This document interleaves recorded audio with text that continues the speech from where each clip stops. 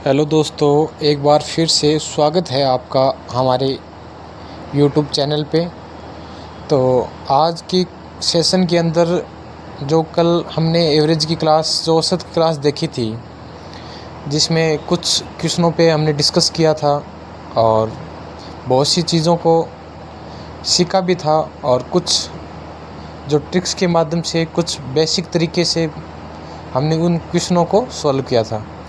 तो आज इस जो हमारा एवरेज का सेकंड सेशन है, इसके अंदर कुछ और क्वेश्चंस लेके आया हूँ मैं आपके लिए। तो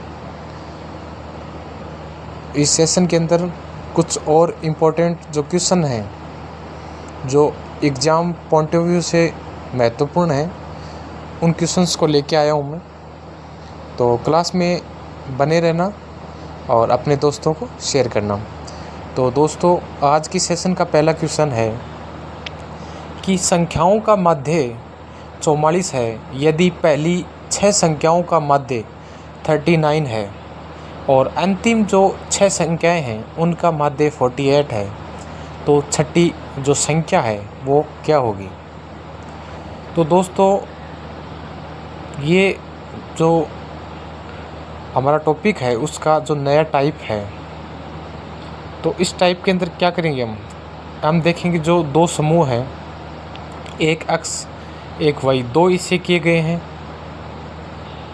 जो अक्स है वो वाई का जो योग का जो मूल समूह है उससे एक कम या एक ज़्यादा होगा। दोस्तों, ये आपको पता है। तो फॉर्मूला वही रहने वाला है, संख्या इंटू औसत बराबर योग।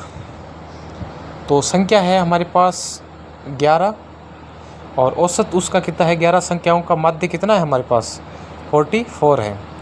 दोनों को गुणा करेंगे तो हमारे पास योग आएगा 484। उसके बाद दिया गया है दूसरी बार जो पहली जो 6 संख्याएं हैं उनका जो माध्य देखें वो कितना है 39 है। तो संख्या हो गई 6 और जो औसत है वो 39 हो गया। तो 6 को 39 से गुणा करेंगे हम, तो हमारे पास जो टोटल जो योग आएगा इसका 200 कितना आ जाएगा, 34 आ जाएगा दोस्तों। उसके पास जो अंतिम जो 6 संख्याएं दी गई है हमें, उनका माध्य भी कितना है 48 है। तो संख्या 6 सेम है और औसत 48 है इस बार, और दोनों को अगर गुणा करेंगे तो हमारे पास आएगा योग 288। तो अब हमें करना क्या है, जो पहली 6 संख्याएं हैं और दूसरी जो 6 संख्याएं उनका दोनों का योग का और संख्या का टोटल करना है। तो दोनों संख्या को ऐड करेंगे तो 6 और 6 12, और जो उनका औसत है औसत हो जाएगा 288। अगर दोनों को ये ऐड करोगे 234 और 288 का योग देखोगे तो हो जाएगा 8 4 12 और 8 3 11 और 1 12, 2 2 4 1 5, तो 522 हो जाएगा। और पहली 6 और अंतिम जो 6 का योग करा है और जो फर्स्ट जो संख्याओं का माध्य दे रखा था उनका अगर माइनस करेंगे तो हमारे पास आएगा 38। जो आपका ऑप्शन नंबर जो ए दे रखा है इसमें, वो इस क्वेश्चन का करेक्ट आंसर हो जाएगा दोस्तों। ये बात आपको ध्यान में रखनी है। फॉर्मूला सेम रहने वाला है इन क्वेश्चनों के अंदर भी, और आप अगर सीधी तरीके से भी करना चाहो तो कर सकते हो, नंबरिंग लिख के भी। इसके बाद आपकी सेशन का सेकंड क्वेश्चन है कि 25 प्रेक्षणों का माप जो माध्य है वो 36 है यदि पहले 13 प्रेक्षणों का माध्य 32 है और अंतिम जो 13 प्रेक्षणों का माध्य है वो 40 है, तो इसका 13वां प्रेक्षण क्या होगा। 25 प्रेक्षणों का माध्य दे रखा है और जो 13 प्रेक्षण है उनका माध्य दे रखा है और अंतिम का दे रखा है और पहले का दे रखा है। तो वही सिस्टम सेम करना है कि संख्या इंटू जो औसत है वो लिखना है। जैसे 13 प्रेक्षणों का माध्य कितना है 32 है और बाद में जो 13 प्रेक्षण दे रखे हैं उनका माध्य कितना है 40 है। तो दोनों को गुणा कर लेना है। 13 को 32 से इंटू करोगे तो 416, 13 को 40 से इंटू करोगे तो 520, दोनों को ऐड करना है 936 आ जाएगा। इसके बाद जो पीछे हमने क्वेश्चन देखा था कि जो स्टार्टिंग के जो 25 परीक्षणों का माध्य है 36, अगर 25 को 36 से औसत से मल्टीपल करोगे तो आपके पास आ जाएगा दोस्तों कितना, 900।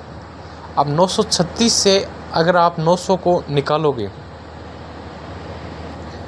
तो आपके पास कितना आ जाएगा दोस्तों, आपके पास आ जाएगा ओनली 36, जो कि आपका ऑप्शन नंबर जो बी है वो इस क्वेश्चन का करेक्ट आंसर हो जाएगा। इन क्वेश्चनों में आप बिना पेन से भी इन क्वेश्चन को सॉल्व कर सकते हो। वो ऐसे कर सकते हो कि आपको माइंड में दो चीज़ें ध्यान में रखनी है। पहला तो ये कि जो 25 परीक्षणों का माध्य दे रखा है 36, तो आपको सीधा 25 को 36 से गुणा करना है अपने दिमाग में, उसको अलग कर देना है। उसके बाद 13 जो परीक्षणों का माध्य दे रखा है और अंतिम जो 13 परीक्षणों का माध्य दे रखा है, अंतिम जो 13 परीक्षणों का जो माध्य है वो 40 दे रखा है। तो इन दोनों को पहले तो आपको गुणा करना है, 13 को 32 से और 13 को 40 से। दोनों को जब गुणा करोगे और गुणा करने के बाद जो दोनों डिजिट आपके पास आएंगे उनका योग कर लेना है, और जो स्टार्टिंग में हमने जिसको मल्टीपल करके अलग किया था उसमें से इसको घटा देना है, और जो आपके पास संख्या आएगी वही हमारे क्वेश्चन का क्या हो जाएगा दोस्तों, करेक्ट आंसर हो जाएगा। तो इस तरीके से आप इन क्वेश्चनों को बहुत ही बेहतर ढंग से और सिस्टमिक वे से क्वेश्चनों को हल कर सकते हो। इसके बाद अगला क्वेश्चन है कि 21 परीक्षणों का जो माध्य है वो 42 है। यदि पहले 11 परीक्षणों का माध्य 50 है तो अंतिम 11 परीक्षणों का माध्य 35 है, तो 11वां परीक्षण क्या होगा। तो इसमें इस बार क्वेश्चन सेम है, लेकिन जो पूछा है वो ये पूछा है कि जो 11वां परीक्षण होगा वो क्या होगा दोस्तों, तो वो हमें बताना है। लेकिन फॉर्मूला और जो करने का जो सीक्वेंस हमारा क्वेश्चन का है वो सेम रहने वाला है। तो सबसे पहले हमें दे रखा है 21 परीक्षणों का माध्य, तो मैंने आपको बताया कि सबसे पहले आपको 21 को 42 से गुणा करना है, तो आपके पास आएगा 882 मतलब 882, उसको अलग कर देना है। उसके बाद जो आपको पहले जो 11 परीक्षणों का माध्य दिया हुआ है वो कितना दिया हुआ है 50, तो 11 को जब 50 से आप गुणा करोगे तो आपके पास आएगा 550।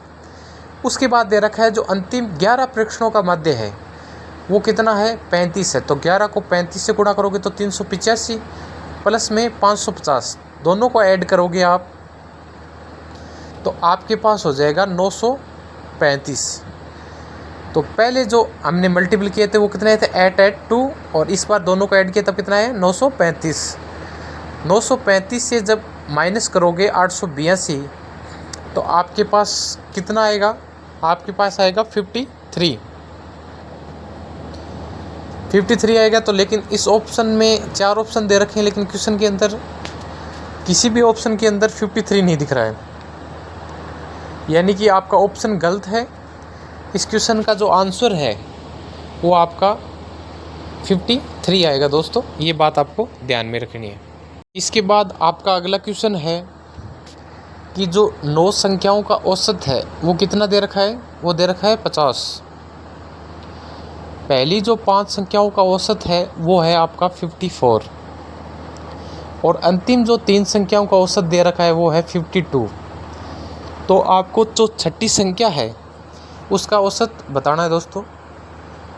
तो सबसे पहले वही सेम प्रोसेस रहेगी, 9 संख्या है उनका औसत कितना दे रखा है 50 दे रखा है, तो 9 × 50 तो 450 हो गया।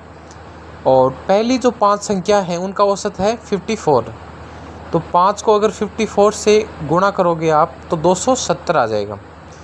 उसके बाद अंतिम जो 3 संख्याओं का औसत है वो कितना दे रखा है, वो 52 दे रखा है, तो 3 को 52 से गुणा करोगे तो आपके पास कितना आ जाएगा 156 आ जाएगा। अब आप 270 को 156 से ऐड करते हो तब आपके पास आ जाएगा 426, और 450 में से आप 426 माइनस करोगे तो आपके पास कितना आ जाएगा दोस्तों, आपके पास आ जाएगा 24, जो कि हमारे क्वेश्चन के अंदर ऑप्शन नंबर जो सी दे रखा है वो इस क्वेश्चन का क्या है दोस्तों, वो इस क्वेश्चन का करेक्ट आंसर हो जाएगा। ऑप्शन नंबर जो सी है तो इसी क्रम के अंदर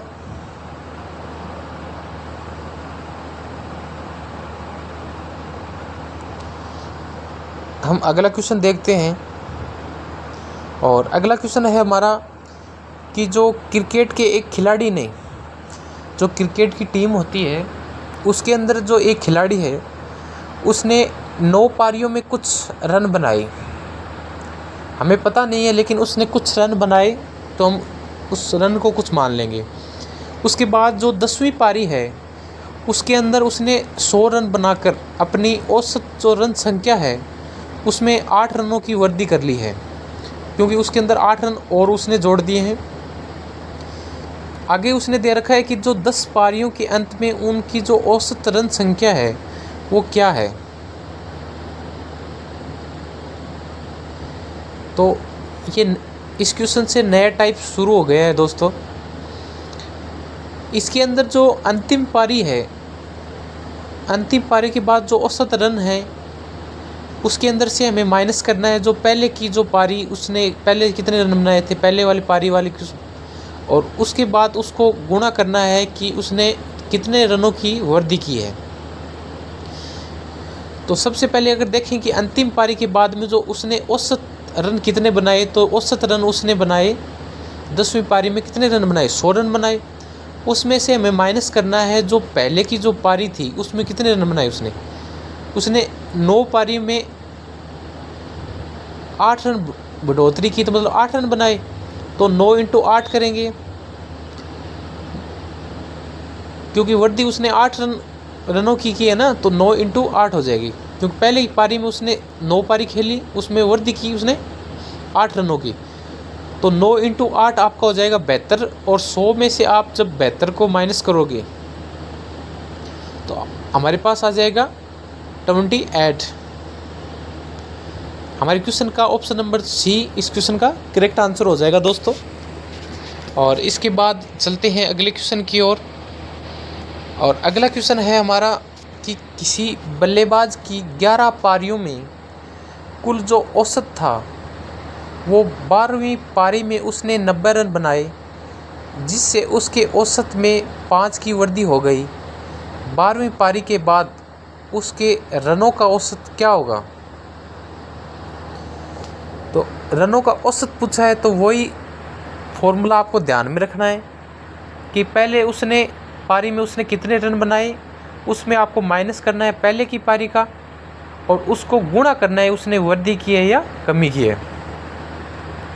तो सबसे पहले देखें तो रन उसने कितने बनाए हैं, 12वीं पारी में उसने 90 रन बनाए हैं, तो रन तो हो गए 90। अब उसमें से माइनस क्या करेंगे, माइनस करेंगे पहले की जो पारी है उसमें। तो पहले की पारी में उसने बल्लेबाज की 11वीं पारी की औसत था, तो 11 पारियों का जो औसत था, तो मतलब पहले की पारी कितनी थी, 11 थी। अब इंटू करेंगे कि उसने कितने रनों की बढ़ोतरी की है। तो बढ़ोतरी जब आप देखेंगे तो 5 की वृद्धि की है, तो कितने हो गए, 55 हो गए। 11 × 5 कितना हो गया, 55 हो गया ना। तो 90 में से जब 55 को माइनस करेंगे तो हमारे पास कितना आएगा, हमारे पास आएगा 35। जो हमारा इस क्वेश्चन का ऑप्शन जो करेक्ट होने वाला है वो ऑप्शन नंबर जो बी है वो इस क्वेश्चन का राइट आंसर हो जाएगा दोस्तों। तो 90 में से अगर आप 55 को माइनस करोगे तो आपके पास आ जाएंगे 35, और ऑप्शन नंबर जो बी है वो आपका इस क्वेश्चन का करेक्ट आंसर हो जाएगा दोस्तों।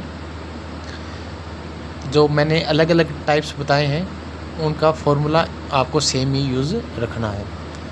अब जो अगला क्वेश्चन है कि किसी बल्लेबाज की 11 पारियों में उनका कुछ औसत था, एवरेज था उनका। तो जब 12वीं पारी में उसने क्या किया, 63 रन बनाए, जिसमें से उसके औसत में 2 की वृद्धि हो गई। तो 12वीं पारी के बाद उसके रनों का जो औसत है वो क्या होगा, ये पूछा है हमें दोस्तों। तो सेम ही है इसके अंदर भी कि जो इसने 12वीं पारी में उसने टोटल रन कितने बनाए, 63। उसमें से आपको माइनस क्या करना है कि जो स्टार्टिंग की कितनी पारियां उसने खेली, मतलब 11 पारियों में कुछ औसत था उनका, तो 11 पारियों उन वर्दी कितने रन की हुई? वर्दी हुई 2 रन की। तो 11 इंटू 2 22, 63 में से आप 22 को निकालोगे तो आपके पास कितना आ जाएगा दोस्तों? आपके पास आ जाएगा 41, जो कि आपके क्वेश्चन का राइट आंसर हो जाएगा ऑप्शन नंबर ए। इस टाइप के जितने भी क्वेश्चन हैं, आप जो मैंने ये ट्रिक बताई है आपको कि टोटल जो 12 जितनी पारियां खेली इसके अंदर टोटल रन कितने बनाए उसने? 63 बनाए। और वर्दी कितने रन की? 2 रन की। और पारियां कितनी? 11। 12वीं में इतने बनाए तो 11 पारी तो उसने कंप्लीट की होंगी ना। 11वीं पारी के बाद ही 12वीं पारी खेली होगी, तो इसलिए आपका ऑप्शन नंबर जो ए है वो करेक्ट हो जाएगा। उसके बाद है अगला क्वेश्चन। 4 वर्ष पहले जब शादी हुई थी, पति और पत्नी की जो औसत आयु है वो कितनी थी दोस्तों? वो 20 वर्ष थी। यदि अब उनके 3 वर्ष का एक जो बच्चा है तो उसके परिवार की जो औसत आयु है वो क्या होगी? तो दोस्तों उनकी आयु पहले 20 वर्ष थी और अब उनकी जो फैमिली है उसके अंदर 3 साल का जो बच्चा हो गया वो ऐड हो गया। तो अब अगर परिवार की औसत आयु पूछ रहा है तो वो औसत आयु हमें बतानी है। तो ये क्वेश्चन आपके लिए होमवर्क रहेगा। जितने भी बंदे इस क्लास को देख रहे हैं, सेशन को, वो इस क्वेश्चन को सॉल्व करेंगे। कमेंट बॉक्स में कमेंट करके इस क्वेश्चन का राइट आंसर देंगे। ये आपके लिए होमवर्क है। और वीडियो अच्छा लगे तो ज़्यादा से ज़्यादा शेयर करना है अपने दोस्तों के पास। चैनल को सब्सक्राइब करना है, बेल आइकन प्रेस करना है, ताकि आने वाली हर वीडियो आप तक सबसे पहले पहुंच सके। तो आज के लिए इतना ही। जय हिंद, जय भारत।